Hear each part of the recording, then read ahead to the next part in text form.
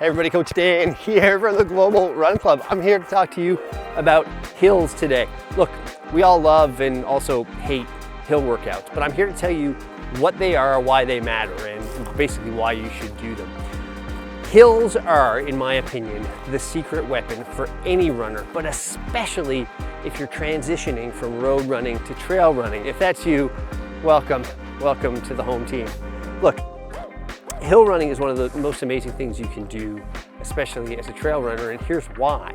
The first thing to keep in mind is that no matter whether you're a roadie or a trailie, it is gonna help your running form.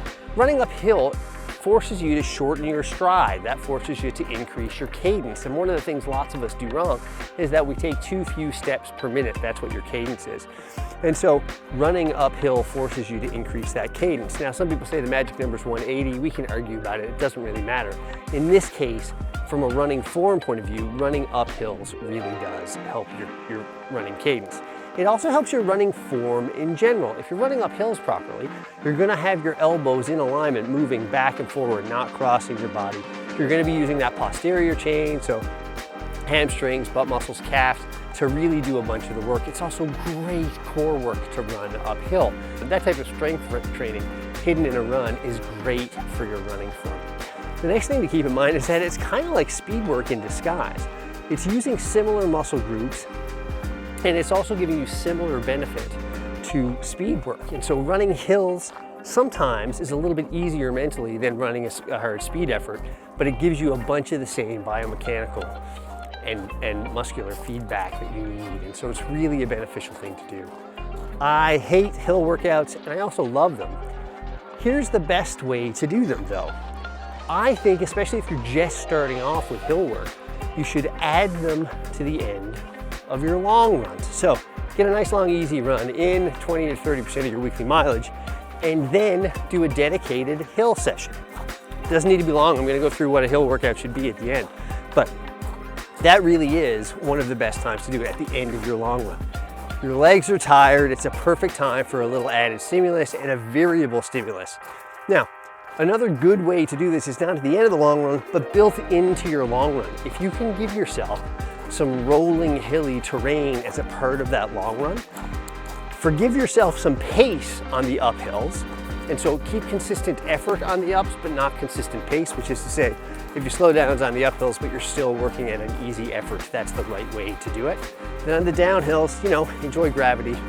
If you speed up a little bit, that's fine, as long as your heart rate stays down and you still feel like you're at an easy effort. If you're gonna have a dedicated hill workout, what should it be? Well, look, it's variable based on your capacity and your experience of running hills. But what I will say is that you need at least 30 seconds hard work on the uphills, ideally more than a minute, but if you're just starting out, start at 30 seconds. And you want at least 5 reps of that. So 30 seconds to a minute, hard work on the ups. And then on the downhills, feel free to use that as your break on the way down. Wait, there's an exception to that. If you are a trail runner, running a trail race, or you're training for a specific trail race, trust me when I tell you, walking down the hills is a mistake. A lot of us, when we get to our first big mountain race, we're prepared for the uphills. And so we get to the top of the first big climb, we're feeling good, and then we start to roll down. That's where you want to make up your speed, right? Except we haven't done the training to do that, and so our quads absolutely blow up as a result of bombing those downhills. So in training, you got to train the way you plan to race.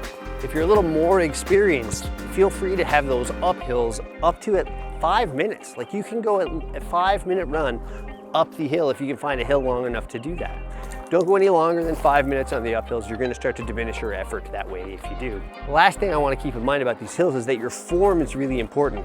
Hills will do a bunch of that work for you, but if anything starts to hurt on the uphills, that's a moment to take some pause, get off the hill, and focus on whatever that is in training. Hills have a great way of finding your weak spot. So you feel your hip flexors start to hurt on the uphills, well, that means we've got to get some hip flexor exercises in, some strengthening done before you start doing a dedicated hill workout. Look, thanks for being here. Brad and Neil and I love that you're along for this journey with us here at the Global Run Club. If you've got something to say, hit us in the comments. We'll read everything you say and we'll respond, when we've got something to say.